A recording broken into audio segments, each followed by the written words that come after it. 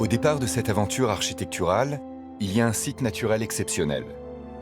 Une barre rocheuse qui s'étend d'est en ouest, avec d'un côté le promontoire de la citadelle et de l'autre l'impressionnant rocher de la Baume. Une muraille percée d'une rareté géologique qui dessine un paysage remarquable et donne toute son importance au site, une clue.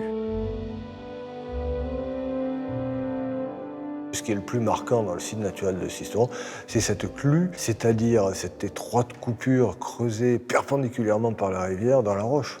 Si les rivières avaient du bon sens, elles contourneraient l'obstacle et elles ne l'auraient pas traversé comme ça, comme un coup de couteau dans la montagne. C'est ça qui est tout à fait remarquable.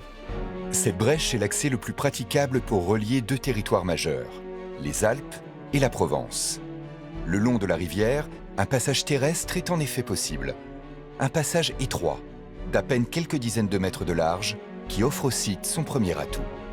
C'était un boulet d'étranglement pour la circulation qui provenait de la Provence, autant que des Alpes finalement, puisque ça force le passage de tous les voyages terrestres et donc du commerce terrestre aussi, à passer par cet endroit.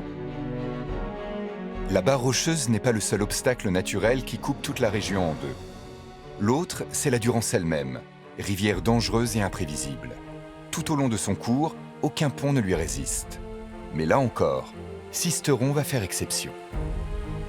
Beaucoup de tentatives de construction de ponts ont échoué parce que lorsque un torrent comme la Durance ou une rivière comme la Durance est en crue, le matériau qui est au fond du lit va être mis en mouvement sur plusieurs mètres d'épaisseur. Ce n'est pas simplement de l'eau qui s'écoule sur un lit de galets, c'est toute la masse de galets qui vibre, qui bouge, qui s'entrechoque, etc.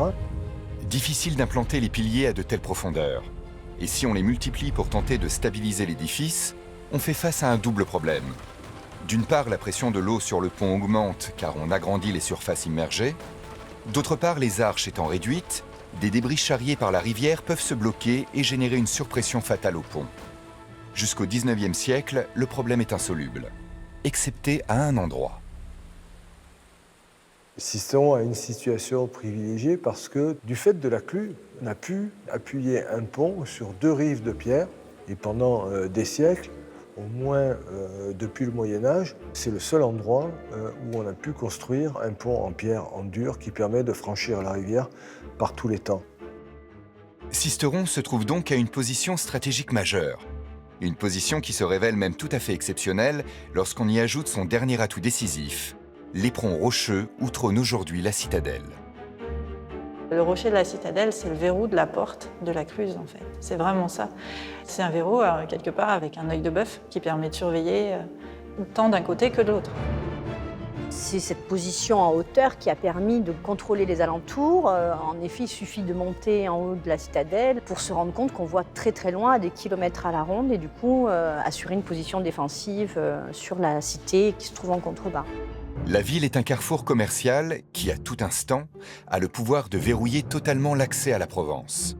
Les racines de la citadelle sont ancrées dans cette position stratégique que la ville fait fructifier dès l'époque romaine. Étrangement, ce sont des nécropoles qui vont révéler au grand jour l'importance de la cité antique. Plus que les vestiges de la vie quotidienne, ce sont en effet les découvertes de plusieurs mausolées, dont certains richement décorés, qui vont apporter de précieux enseignements aux archéologues. À partir de ces découvertes de nécropoles, en fait, on peut circonscrire la zone qui est réservée aux morts et, en creux, en fait, la zone qui est réservée aux vivants. Parce qu'à l'époque romaine, en fait, l'espace de la ville, c'était un espace sacré, le pomerium, et c'était vraiment pas du tout autorisé d'incinérer quelqu'un ou de l'inhumer à l'intérieur. Donc, à force de récolter de nouvelles pièces de puzzle, en fait, on remplit le vide du sud de Sisteron et on arrive à dire que la limite de la ville doit se situer dans ce secteur-là. Une ville étendue et importante, comme en témoigne sa présence sur les cartes romaines. Sisteron prospère au sein de cette Pax Romana grâce à sa position stratégique sur la Via Domitia, la voie antique reliant l'Italie à l'Espagne. Mais la chute de l'Empire romain et le Moyen-Âge vont faire de Sisteron une frontière territoriale. Au Moyen-Âge, le danger vient essentiellement du nord, puisque Sisteron a été frontière à la fois dans un premier temps du comté de Forcalquier, puis du comté de Provence. Donc tous les efforts défensifs portent sur Sisteron. Naturellement, cette défense va s'organiser autour du point le plus haut du site, l'arête rocheuse. La partie de rocher à laquelle s'adosse la ville du côté sud était pas trop escarpée, pas trop haute pour pouvoir être occupée efficacement par un château. Donc c'est d'abord le château des comtes de Forcalquier, des comtes de Provence qui s'est installé sur cette arête rocheuse. De ce château, il ne reste que quelques mètres de mur, ainsi qu'une porte à coussinets typiquement médiévale. Presque rien. Et pour cause, il fut détruit vers 1250 par les habitants de Sisteron, en révolte contre le pouvoir seigneurial. Tout au long de l'histoire, les affrontements entre cette population indépendante et le pouvoir vont se multiplier et modeler le visage des fortifications de Sisteron. De ce bras de fer naîtra la citadelle.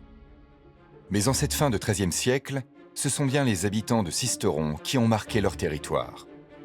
Cette ville avait son autonomie. Elle était administrée par des consuls et elle ne voulait rien perdre de cette autonomie. Donc c'est la ville de Sisteron qui assure en fait la défense du site. Il y a urgence à construire une défense digne de ce nom, car en ce XIVe siècle, le danger se rapproche. La guerre de Cent Ans fait rage chez le puissant voisin, le royaume de France. Aux portes du conflit, c'est tout le comté de Provence et en premier lieu sa ville frontière Sisteron, qui est sous la menace terrible des compagnies de mercenaires engagées par le roi de France pour combattre les Anglais.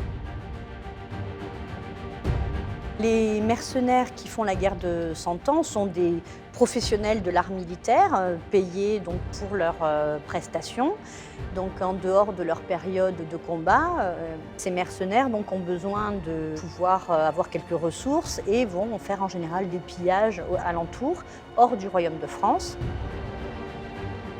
Il y a donc une psychose collective incroyable qui va se développer dans toutes ces villes provençales et qui va donc développer une mise en sécurité avec des budgets gigantesques. Donc c'est des enceintes absolument phénoménales qui sont construites et une des plus emblématiques, des plus spectaculaires, c'est celle de Sisteron.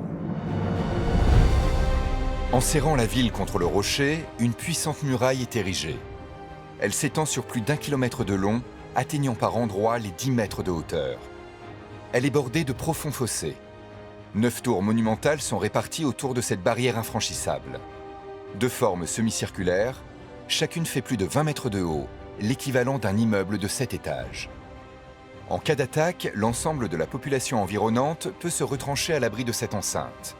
L'entrée en ville est régulée par les 2 portes principales de 15 mètres de haut, situées au nord et au sud de la ville. La porte nord, dite porte de la Sonnerie, a aussi pour mission de contrôler l'accès éminemment stratégique au pont de la Durance. Au sommet de cette enceinte, protégeant la frontière nord de la ville, la muraille est construite sur une partie du rocher particulièrement abrupte. Les bâtisseurs ont dû rivaliser de prouesses pour ériger ce chemin de ronde sur un site aussi vertigineux. C'est vrai qu'on peut vraiment parler ici à Sisteron de citadelle du vertige, parce qu'on a vraiment le mur d'enceinte de la ville du XIVe siècle qui défie les lois de l'équilibre.